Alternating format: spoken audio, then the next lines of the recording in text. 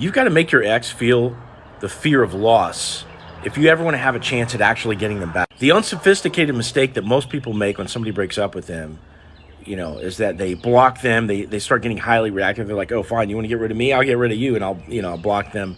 And they start trying to make it seem like they instantly move on and they instantly have all these options. They're instantly living their best life or whatever. And it's just not real. And your ex is a human being. They have mental faculties. They have senses, and they can tell, what's real and what isn't. And this is why in relationships, it's super, super important to keep your sense of self and your hobbies and your social life and all the things that make you you.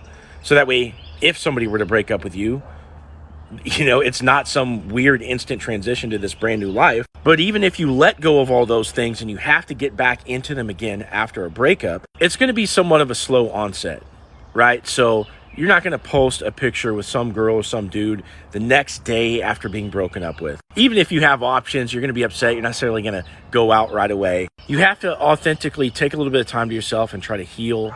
But eventually you want to get back out there, start hanging out with your friends, get in the gym, take on a new hobby, authentically post pictures about these things as they happen. But you can't do it in a try-hard way because, again, if you're just finding every little excuse to post to try to make your ex feel jealous, guess what? If you're trying to make your ex feel jealous, they're going to perceive that as you're trying to make them feel jealous, which is reactive, which means that you are lower than them on the totem pole, and they're not going to want you. So everything has to be real. And that's the only way that you're going to start to make your ex feel this fear of loss. So by living your best life, eventually, what's going to be part and parcel to that is you getting back out there in the dating world. So you're going to get a photo shoot done eventually.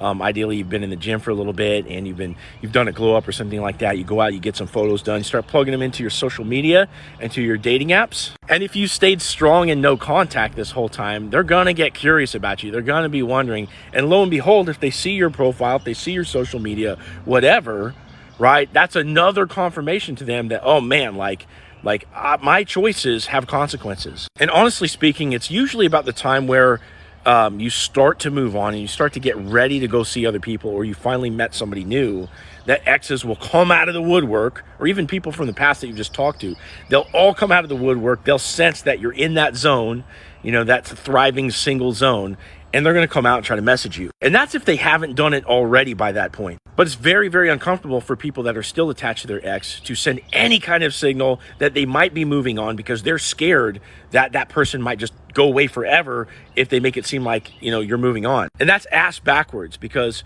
once they feel that fear of loss, they're going to actually come back to you. But you have to be brave enough to let them feel that. Now, if you want to tell me about your situation, click on my profile. There's a link in there and you can ask me a question or book a call with me.